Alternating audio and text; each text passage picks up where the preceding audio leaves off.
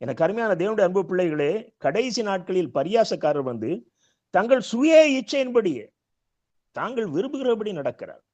இன்றைக்கு இச்சை அந்த அளவுக்கு கடைசி நாட்களிலே பெருகிவிட்டது.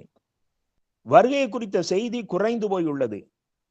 கடைசி நாட்களில் ஊழியம் செய்யும் ஊழியக்காரர் இச்சை அடக்கமற்றவர்களாயும் இச்சையை தூண்டும் செய்திகளை கொடுக்கிறவர்களாயும் இருக்கிறார்கள்.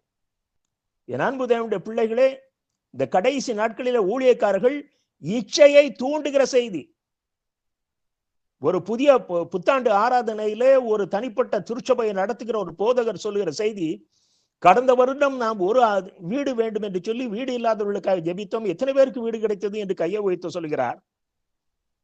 இந்த வருஷம் யார் யாருக்கெல்லாம் 2வது வீடு வேண்டுமோ அவர்கள் கரங்களை உயர்த்துங்கள் என்று சொல்கிறார். இதற்குத்தான திருச்சபை? எத்தனை பேர் வீடு இல்லாமல் வாழ்ந்து கொண்டிருக்கிறார்கள்? எத்தனை பேர் சொந்த ஒரு அடி இடம் இல்லாமல் வாழ்ந்து கொண்டிருக்கிறார்கள்?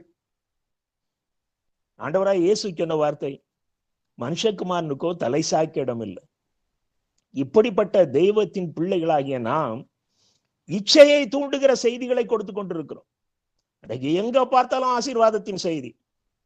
சிலர் சொல்லுவார்கள், நாங்கள் ஆசீர்வாதத்தை குறித்து பேச மாட்டோம், ஆனால் அவர்கள் புத்தகத்திலே அவர்களுக்கு காணிக்கை கொடுத்தவர்கள் பெற்ற ஆசீர்வாதத்தின் சாட்சி எழுதுவார்கள். இது எதை தூண்டுகிறது?